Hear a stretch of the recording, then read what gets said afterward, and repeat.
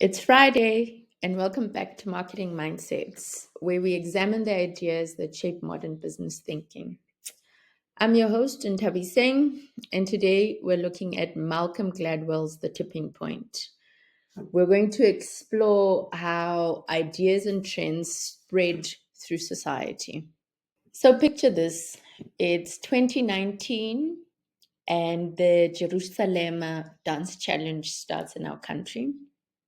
It takes off, and within a couple of weeks, it spread out through the continent. So everybody in the continent of Africa is dancing the Jerusalem dance. A week or so later, the world is now dancing to Jerusalem. So you ask yourself, how does something so local become a global phenomenon? And the answer is, it's exactly what Gladwell is going to help us understand in The Tipping Point. In our last episode, we explored Gordon's permission marketing. And today, we're shifting from how to engage with customers to really understanding how ideas spread through communities. So maybe let's just start with the author's core concept.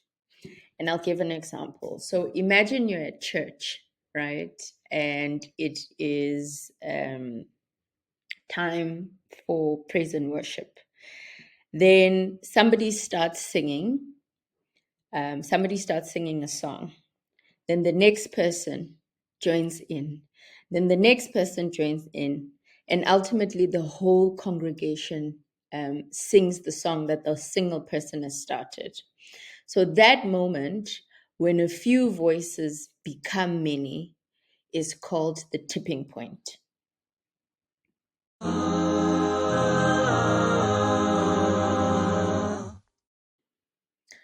These moments matter because they're the difference between a local trend and a national movement, or an international one, that is.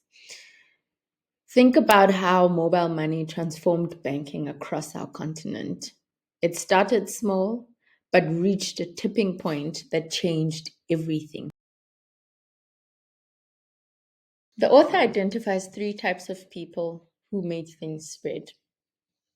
The first one is called the connector.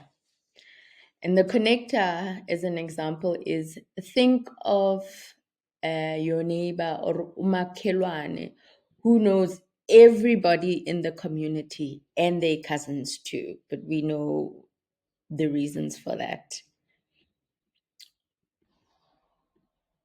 Then there are mavens, like a friend of mine or a close associate who always knows where the best family restaurants are, or that friend of yours that knows where the best clothing or any kind of deals are. Then, lastly, there are salesmen. These are naturally persuasive people that can convince you to buy absolutely anything. And the best example I have is the well known saying that this person can convince an Eskimo to buy ice. So, what's interesting is how these principles play out in our market. Take a local fashion brand, for instance. I'll give an example of Makosa.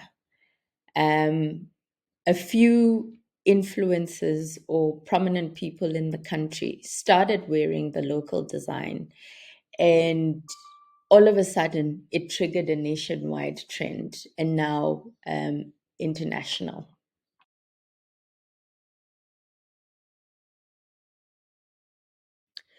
In the book, Gladwell talks about making messages sticky. In our African context, we see this with dramas either on radio and television that blend entertainment with social messages. So these messages stick because they reflect our stories, they use our languages, and they reflect our lives. So it's important to note that context is everything. An example would be a marketing strategy that is put together for Cape Town might not work for Johannesburg or even Nairobi. And Gladwell teaches us to pay attention to these environmental factors.